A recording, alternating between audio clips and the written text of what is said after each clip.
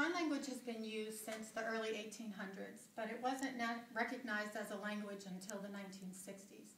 We all know that communication is pretty much the key to life. Whether we want to be successful in business or successful in our personal relationships, communication is going to be really important to be able to do that. I've been an interpreter now for almost 12 years for the deaf. It's something I've always enjoyed and been intrigued about. It can be very challenging at times when you're trying to translate into another language, but it's also very rewarding. So today I'm going to show you how to sign the alphabet. I did bring handouts, and I'll pass these out at the end, so if you want to take them home and be able to practice or share them with your family. We're going to run through the alphabet, and then I'm going to actually show you how to introduce yourself to somebody using American Sign Language. So we're going to start out with the alphabet, and all of the alphabet, it's basically just hand shapes. And then you take each letter hand shape, and then you'll be able to finger spell your name. Okay? So we'll start with A, which is just an A hand with your thumb on the side.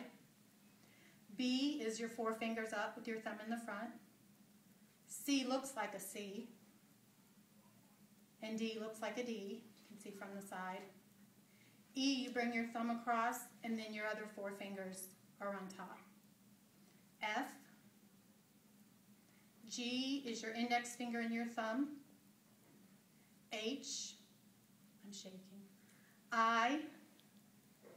J, you just draw a J in the air. K is like the peace sign, and you put your thumb in the middle. L looks like an L. M, it's 3 fingers on the top, and then N is 2 fingers on the top. O. P is your K, but it's upside down. Q, you have your G, you turn that upside down. R is just crisscrossing your fingers. S kind of looks like an A, but your thumb has to be in the front, whereas the A, your thumb's on the side, the S, your thumb's in the front. T, U, V, W, X is just a bent index finger. Y, and then Z with your index finger, you just draw it in the air. So now that you know your ABCs, you should be able to spell your name. So I'm going to give you a few keys about how to spell your name. Number 1 is if you have a double letter in your name, you're going to want to bounce that. So for example, you have 2 T's or 2 F's or 2 M's, you just bounce it. Okay? The other thing is that when you're finger spelling your name, you tend to want to say the letter versus saying your name. So you kind of have to trick your brain a little bit and make an effort to say your name versus saying each letter of your name, because deaf people do some lip reading, so that just helps them to kind of make that connection. So I'm going to show you how to sign my name. So you would say Tiffany, and I'll do it slower. Tiffany. So you don't want to say Tiffany. They can see the letters you're signing. They need to see your lips to know how to possibly pronounce it, because since some deaf and hard of hearing can use some speech. So secondly, now I'm going to show you how if you were to walk up to somebody and you wanted to say, hello, my name is, and then they would say back to you what their name is, and then you would be able to say, nice to meet you. So when you walk up to somebody, you're just going to say, hello. My, it's just a flat hand on your chest. Name, it's 2 H hand shapes that tap. My name is Tiffany.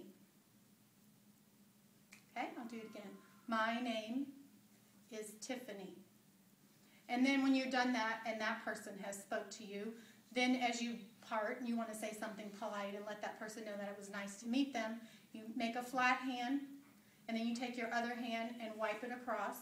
Nice. That's the sign for nice.